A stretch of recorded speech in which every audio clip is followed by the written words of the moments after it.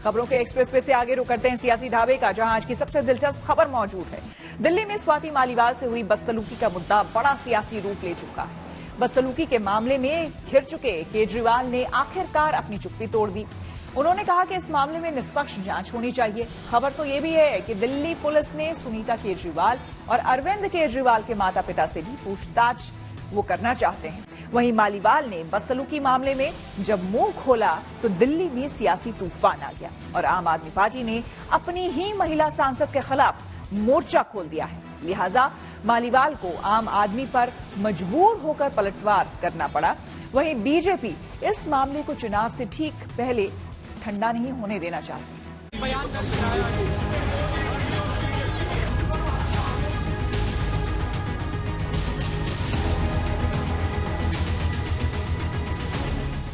राज्यसभा सांसद स्वाति मालीवाल ने अब आम आदमी पार्टी के खिलाफ बगावती बिगुल बजा दिया है। सीएम आवास पर हुई बदसलूकी मामले से नाराज मालीवाल ने अब अपनी ही पार्टी के खिलाफ खुलकर मोर्चा खोल दिया।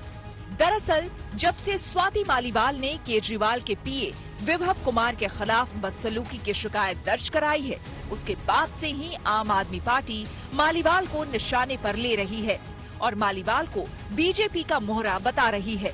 वहीं अपने साथ हुई बदसलूकी के 3 दिन बाद खामोशी तोड़ने वाली मालीवाल अब और मुखर हो गई हैं और आर पार के मूड में दिख रही हैं।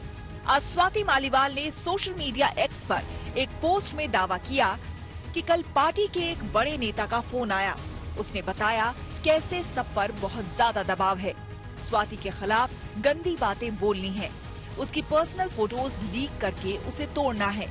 ये बोला जा रहा है कि जो उसको सपोर्ट करेगा उसको पार्टी से निकाल देंगे। किसी को बीसी करने की और किसी को ट्वीट्स करने की ड्यूटी मिली है। किसी की ड्यूटी है अमेरिका में बैठे वॉलंटियर्स को फोन करके मेरे खिलाफ कुछ निकलवाना। अब लगता है जिस तरह से स्वाति मालीवाल ने ताजा ट्वीट के जरिए ये कहा कि पार्टी के अलग अलग लोगों को अलग अलग टास्क दिया गया है, एक अकेली महिला यानी स्वाति मालीवाल को बदनाम करने के लिए और उनके खिलाफ उठने के लिए कहा गया है।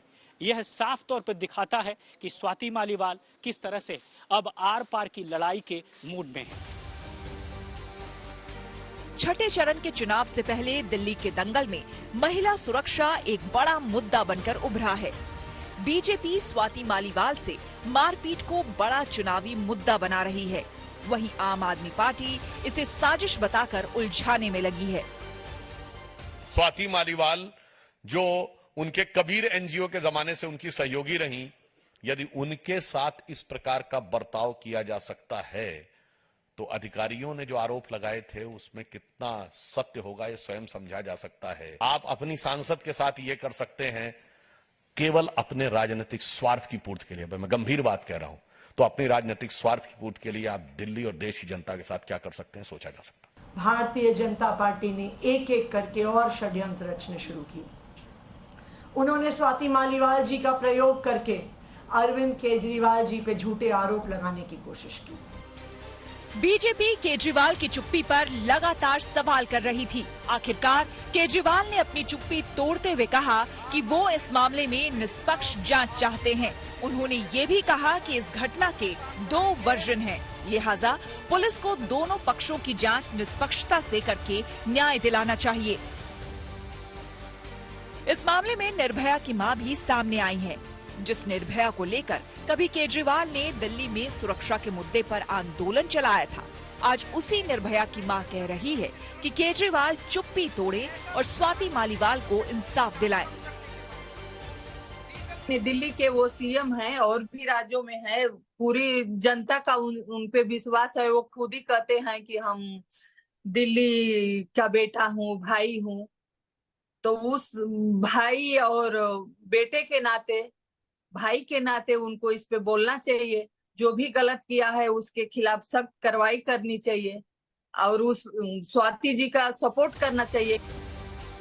कुल मिलाकर मालीवाल का मुद्दा चुनावी माहौल में आम आदमी पार्टी की गले की फांस बना हुआ है। टीम केजरीवाल को लगता है कि स्वाति मालीवाल के खिलाफ आक्रामक तेवर अपनाकर इस होने वाले चुनावी नुकसान से बचा जा सकता है। इधर बीजेपी इस मुद्दे की धार कम होने नहीं दे रही। 25 मई को दिल्ली में मतदान है, तब तक ये खींचतान कम होगी ऐसा लगता नहीं। Bureau report, good news today.